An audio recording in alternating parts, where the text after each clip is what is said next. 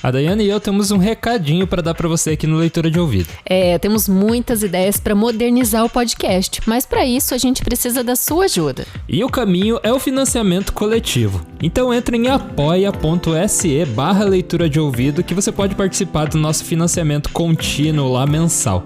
Assim você vai apoiar muito a literatura e o nosso trabalho que a gente ama fazer. E tem também algumas recompensas para quem estiver com a gente mensalmente neste apoio. O Leitura de Ouvido é feito por nós dois apenas, né? Então é um trabalho muito árduo que a gente coloca muito tempo e dedicação em cima. E com seu apoio a gente vai poder continuar e ainda melhorar o nosso podcast. Entra em apoia.se/leitura de ouvido e vem com a gente para essa jornada de herói.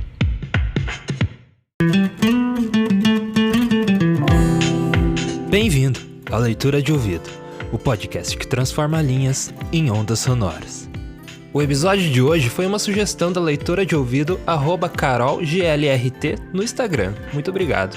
O conto é Cantiga de Esponsais, de Machado de Assis, e combina muito com esse podcast, já que o conto gira em torno da temática musical. Boa leitura! Cantiga de Esponsais, de Machado de Assis.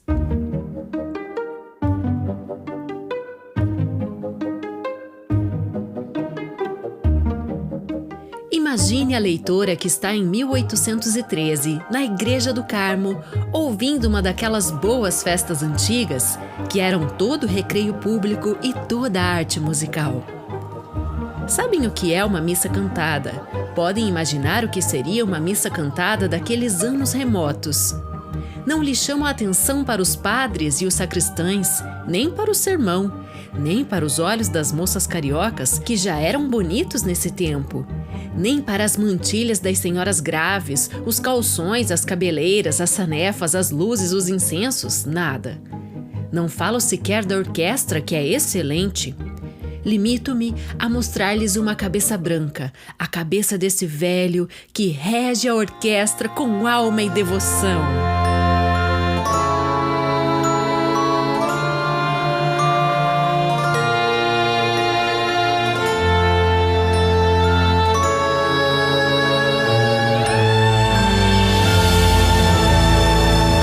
Chama-se Romão Pires. Terá 60 anos, não menos. Nasceu no Valongo, ou por esses lados. É bom músico e bom homem. Todos os músicos gostam dele. Mestre Romão é o nome familiar. E dizer familiar e público era a mesma coisa em tal matéria e naquele tempo. Quem rege a missa é Mestre Romão. Equivalia a esta outra forma de anúncio, anos depois. Entra em cena o ator João Caetano, ou então, o ator Martinho cantará uma de suas melhores áreas. Era o tempero certo, o chamariz delicado e popular. Mestre Romão rege a festa. Quem não conhecia Mestre Romão com o seu ar circunspecto, olhos no chão, riso triste e passo demorado? Tudo isso desaparecia à frente da orquestra, então a vida derramava-se por todo o corpo e todos os gestos do mestre. O olhar acendia-se, o riso iluminava-se, era outro. Não que a missa fosse dele. Esta, por exemplo, que ele rege agora no Carmo, é de José Maurício. Mas ele rege-a com o mesmo amor que empregaria se a missa fosse sua. Acabou a festa. É como se acabasse um clarão intenso e deixasse o rosto apenas alumiado da luz ordinária. Ei-lo que desce do coro, apoiado na bengala. Vai à sacristia beijar a mão aos padres e aceita um lugar à mesa do jantar. Tudo isso indiferente e calado. Jantou, saiu, caminhou para a rua da Mãe dos Homens, onde reside, com um preto velho, Pai José, que é a sua verdadeira mãe, e que neste momento conversa com uma vizinha. Mestre Romão lá vem, Pai José, disse a vizinha. Hehe, adeus, sinhá, até logo. Pai José deu um salto, entrou em casa e esperou o senhor, que daí a pouco entrava com o mesmo ar do costume. A casa não era rica naturalmente, nem alegre. Não tinha o menor vestígio de mulher, velha ou moça, nem passarinhos que cantassem, nem flores, nem cores vivas ou jocundas. Casa sombria e nua. O mais alegre era um cravo, onde o mestre Romão tocava algumas vezes, estudando. Sobre uma cadeira, ao pé, alguns papéis de música. Nenhuma dele. Ah, se Mestre Romão pudesse, seria um grande compositor. Parece que há duas sortes de vocação: as que têm língua e as que a não têm. As primeiras realizam-se. As últimas representam uma luta constante e estéril entre o impulso interior e a ausência de um modo de comunicação com os homens. Romão era destas. Tinha a vocação íntima da música, trazia dentro de si muitas óperas e missas, um mundo de harmonias novas e originais que não alcançava exprimir e pôr no papel. Esta era a causa única da tristeza de Mestre Romão. Naturalmente, o vulgo não atinava com ela. Uns diziam isto, outros aquilo. Doença, falta de dinheiro, algum desgosto antigo. Mas a verdade é esta. A causa da melancolia de Mestre Romão era não poder compor, não possuir o meio de traduzir o que sentia.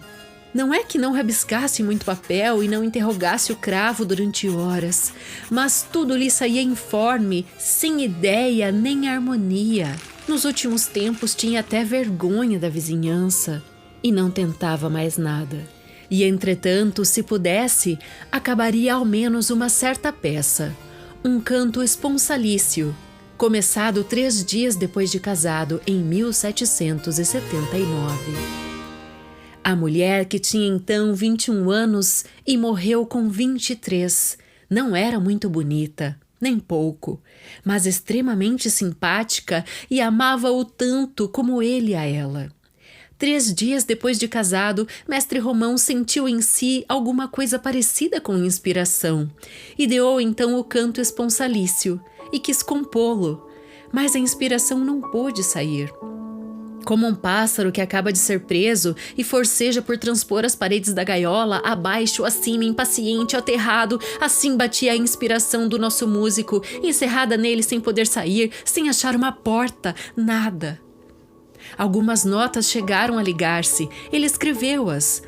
Obra de uma folha de papel, não mais. Teimou no dia seguinte, 10 dias depois, 20 vezes durante o tempo de casado. Quando a mulher morreu, ele releu essas primeiras notas conjugais e ficou ainda mais triste por não ter podido fixar no papel a sensação da felicidade extinta. Pai José, disse ele ao entrar. Sinto-me hoje adoentado. Senhor comeu alguma coisa que fez mal? Não, já de manhã não estava bom. Vai à botica. O boticário mandou alguma coisa que ele tomou à noite. No dia seguinte, Mestre Romão não se sentia melhor. É preciso dizer que ele padecia do coração, moléstia grave e crônica. Pai José ficou aterrado quando viu que o incômodo não cedera ao remédio nem ao repouso e quis chamar o médico. Para quê? Disse o mestre. Isso passa. O dia não acabou pior e a noite suportou a ele bem. Não assim o preto, que mal pôde dormir 2 horas. A vizinhança apenas soube do incômodo, não quis outro motivo de palestra. Os que entretinham relações com o mestre foram visitá-lo. E diziam-lhe que não era nada, que eram macacoas do tempo. Um acrescentava graciosamente que era manha para fugir aos capotes que o boticário lhe dava no gamão. Outro que eram amores. Mestre Romão sorria, mas consigo mesmo dizia que era o final. Está acabado, pensava ele. Um dia de manhã, 5 depois da festa, o médico achou-o realmente mal. E foi isso o que ele viu na fisionomia por trás das palavras encanadoras. Isto não é nada, é preciso não pensar em músicas. Em músicas, justamente esta palavra do médico deu ao mestre um pensamento. Logo que ficou só com o escravo, abriu a gaveta onde guardava desde 1779 o canto esponsalício começado. Releu essas notas arrancadas a custo e não concluídas. E então teve uma ideia singular. Rematar a obra agora, fosse como fosse, qualquer coisa servia, uma vez que deixasse um pouco de alma na terra. Quem sabe, em 1880, talvez se toque isso e se conte que um mestre Romão...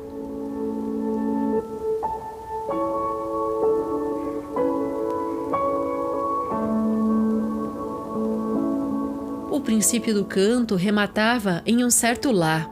Esse lá que lhe caía bem no lugar era a nota derradeiramente escrita.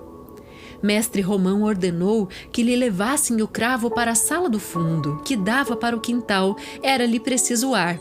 Viu na janela dos fundos de outra casa 2 casadinhos de 8 dias, debruçados, com os braços por cima dos ombros, as 2 mãos presas.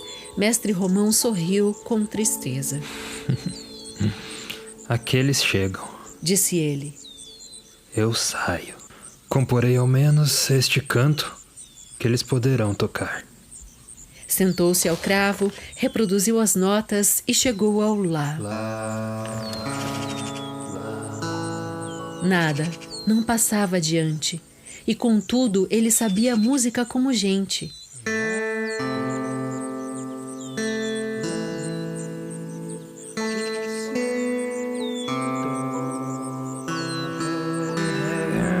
Impossível, nenhuma inspiração. Não exigia uma peça profundamente original, mas enfim alguma coisa que não fosse de outro e se ligasse ao pensamento começado.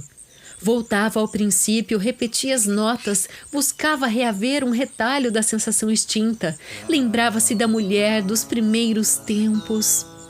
Para completar a ilusão, deitava os olhos pela janela para o lado dos casadinhos. Estes continuavam ali, com as mãos presas e os braços passados nos ombros um do outro. A diferença é que se miravam agora, em vez de olhar para baixo. Mestre Romão, ofegante da moléstia e da impaciência, tornava ao cravo, mas a vista do casal não lhe suprira a inspiração e as notas seguintes não soavam.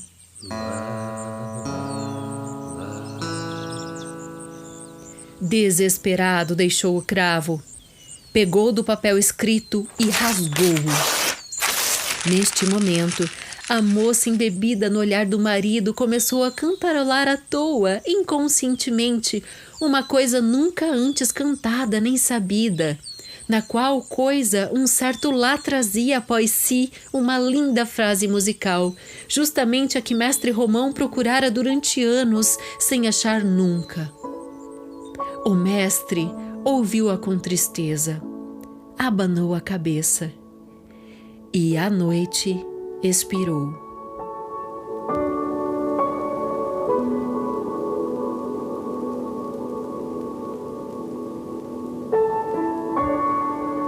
Chegamos ao fim deste Leitura de Ouvido. Se você gostou, deixe sua avaliação na Apple Podcasts ou siga-nos no Spotify para não perder os próximos episódios. Siga também o @Leitura de Ouvido no Instagram e Facebook.